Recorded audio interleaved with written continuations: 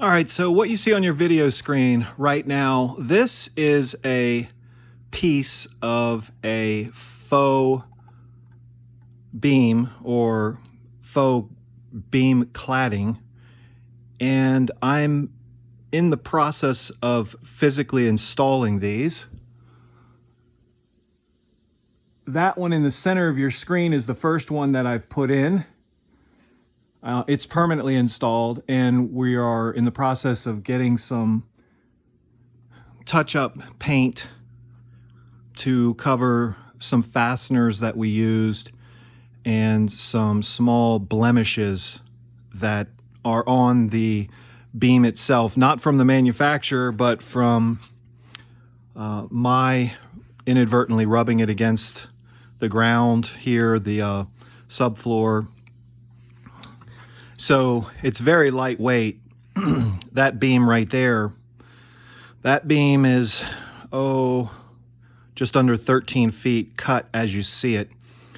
And I took a digital protractor that I picked up at a local hardware store. It was like $6. And I determined the angle to be 40 degrees. And so I transferred that and I cut that 40 degree here and here. What I actually did was I measured these collar ties, and I'm looking straight up at one right here. This one right here. It's comprised of 3 pieces of lumber joined together, two 2x6s, pine, and then a 2x4 makes up that center sandwiched in the middle there. And then of course they sandwich over my roof rafter. And you know, of course I want the faux beams to disappear into the ceiling once the ceiling board is put up, and I put trim around that because it's going to need trim to look finished. So what I did was I measured the top of the collar beam, and I measured the bottom of the collar beam, but I also went 1 inch into the roof rafter cavity itself on both sides. And the reason that I did that was because these faux beams, I just told you that the lumber that comprises the collar ties are 2x6s sandwiching a 2x4. And the inside dimension of this faux beam, the vertical inside dimension, is about 1/8 of an inch to 1/4 of an inch taller than a regular kiln dried white pine 2x6. And the width of the inside of this faux beam, it's about 1/8 of an inch to 1/4 of an inch wider than those 3 pieces of lumber sandwiched together, which again is a 2x6, 2x4, another 2x6. As we all know, lumber isn't perfect. It has some it could be super straight, but it actually has some waves in it. And when you look at the fact that these faux beams are 13 feet long, they will slip over the collar ties pretty readily, and they might in some cases just sit there by friction, but they go in pretty easy, but they would fall pretty easy if you don't properly fasten them. Now, if you look at the detail, you'll notice that this particular brand of faux beam, these panels would actually slide together. And it's a pretty sturdy foam. It's easy to cut with, well, it's relatively easy to cut with a razor knife, but we have a multi-tooth saw that we use as well. And they also use large staples to staple these pieces together. You can see, I hope, on your video screen where the pieces are joined. So they're joined with some staples and some glues. You can see there's the glue right there. That's a pretty tough glue. But regardless, we made our measurements and then we added an inch because we want the beam to go into the ceiling. And then we notched out the ends. And let's take a close-up of this one here.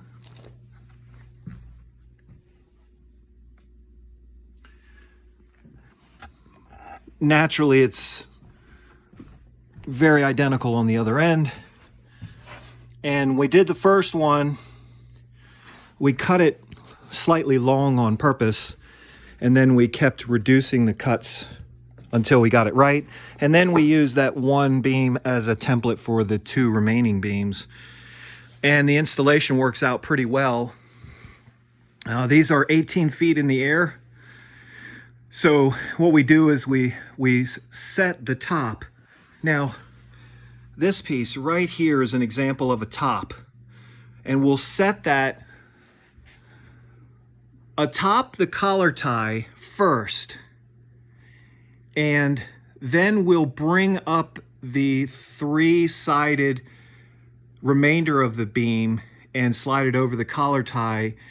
And we'll make sure that it's equidistant from this notch to this notch, because between the wallboard and the trim, we'll have 1.5 inches on this side and 1.5 inches on this side to cover these gaps. You don't want these gaps to be too big. They need to be pretty well spot on and also on an angle so that when you push up against the collar tie, it's just the way it is. Everything's got to be on that angle, and in our case it's 40 degrees.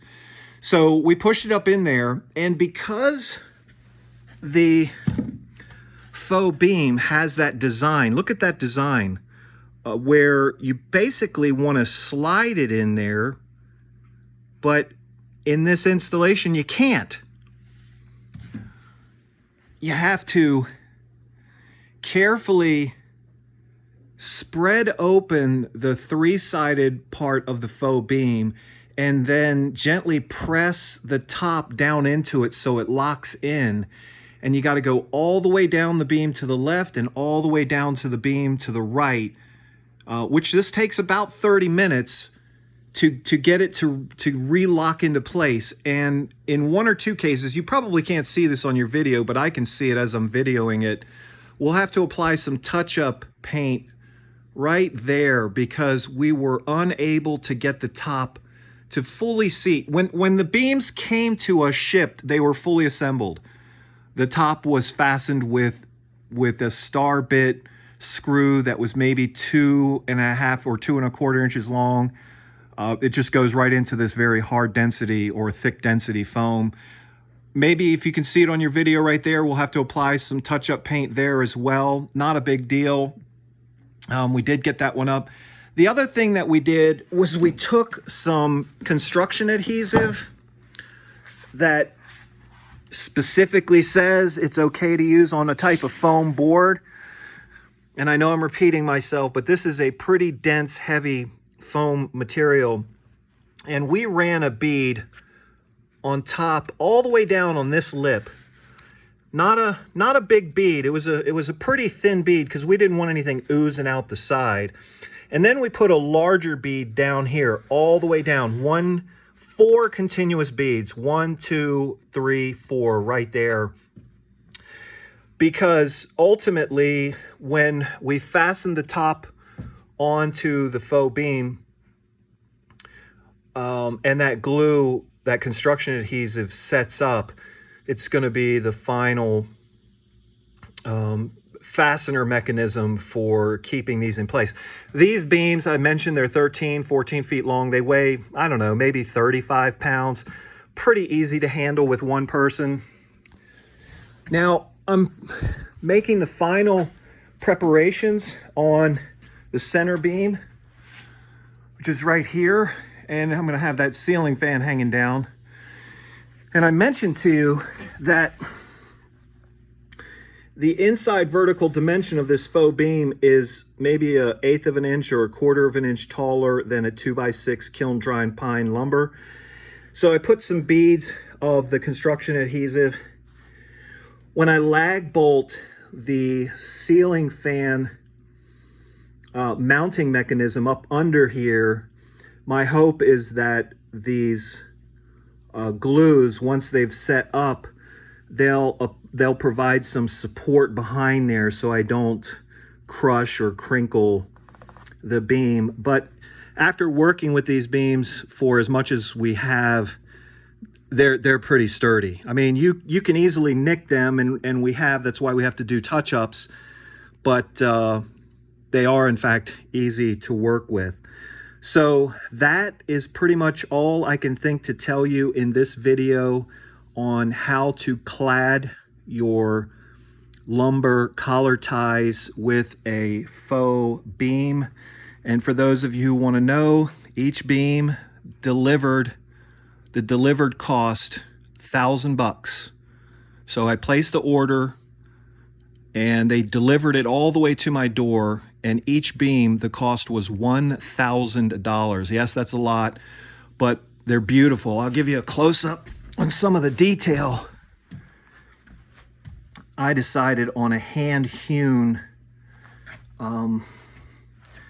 type of look, and this is disassembled, so some of the colorization looks maybe off in the video, but I'll tell you, when the beams came out of the packaging, they look dynamite. They still look dynamite. They look great. They did a really terrific job. Look at that detail.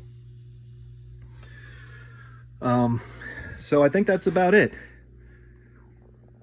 I want to give you a close-up on the notching for the faux beam. So your ceiling board, is the face of it is going to be on the upside surface of my index finger, and then we're going to put some trim around it. Now you should be able to clearly tell that our calculated measurements were off, too long.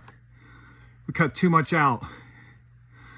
We could have come much closer, cut on an angle, notched out the foam on an angle to mimic. This is not a 12-12 pitch roof. It's a 40 degree, whatever that is. But you have to notch this correct, otherwise the beam won't go up.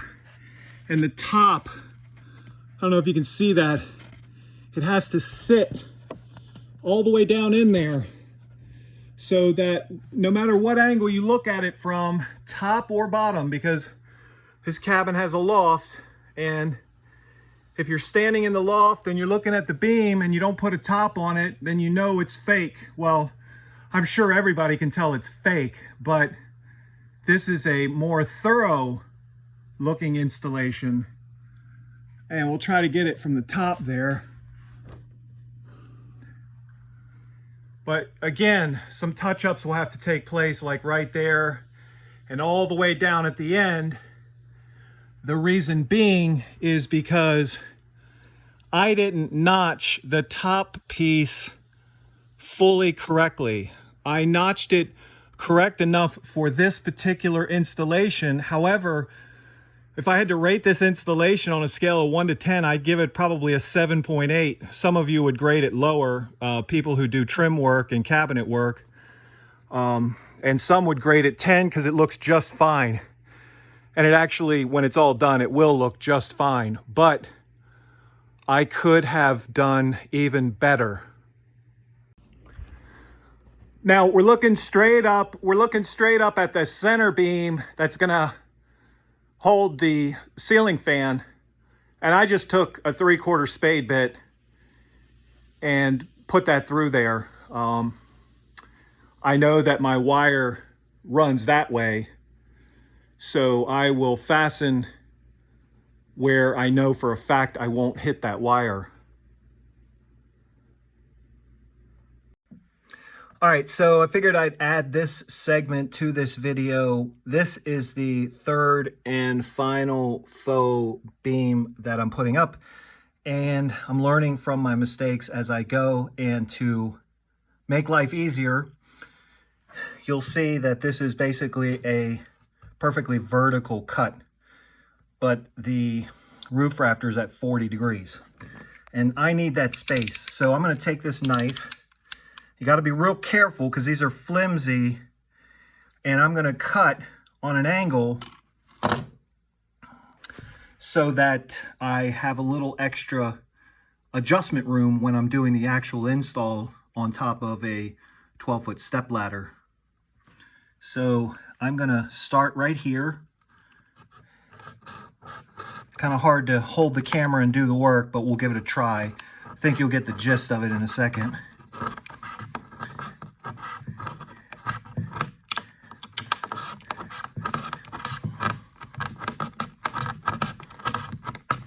What this allows me to do when I'm installing is move this piece left and right so that it will fully and properly seat on top of the main 3-beam faux beam structure itself, because this that my index finger is touching isn't always fully seating, and I got to cut it in place, and that's difficult. And that's the adjustment. It'll help some. I'm going to repeat the same process on the other end of that same top piece right here. That's what the increase angle of the notch looks like. And got to be careful. I broke this cheap little razor knife, but I used it because you can extend the blade to a certain length, so be careful. So I prepped the third and final beam, and I went ahead and I pre-installed my fasteners. Now, these are not the fasteners that the manufacturer used. These are cabinet screws, but they're incredibly similar in length and thread coarseness. And because they're on the top and we'll paint this a matching finish, we just wanted that extra washer to not penetrate the hard density foam as much as the screws from the manufacturer did when we were refastening. And earlier in the video, we mentioned the gluing, and we applied 2 beads. This one here, it's a little lighter, and this one's a little bit heavier bead, and we run them all the way down because these will double as the glue fastening system. All right, guys, final, whoa. Misstep, shouldn't be doing that, huh? So I put the third one in. I had more difficulty with this last one than I did the first two. I don't know if that shows up on your video screen, but that's one of the staples that they use to assemble this. I'm out of breath because I've gone up and down that 12-foot ladder a number of times, and it's pretty warm and humid. But I wanted to take this video while this was fresh in my mind. I'll have to pull that out, apply some color to this fastener. But because we ran those 2 beads of adhesive, we might not even need fasteners, but I'll sleep better knowing there are fasteners in there. Besides, when they're colored correctly, you won't even see them. So that's what it looks like. Here's what it looks like from top down. That's it.